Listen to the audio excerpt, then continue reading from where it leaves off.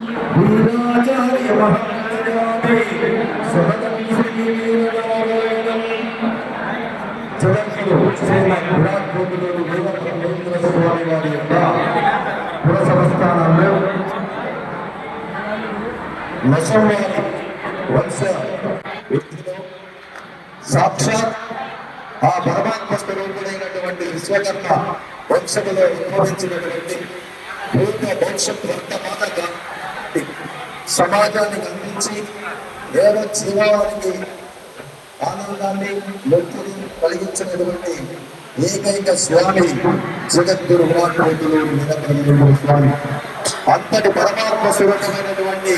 వంశంలో ఉద్భవించినటువంటి 8వ తరం పీఠాధిపతులు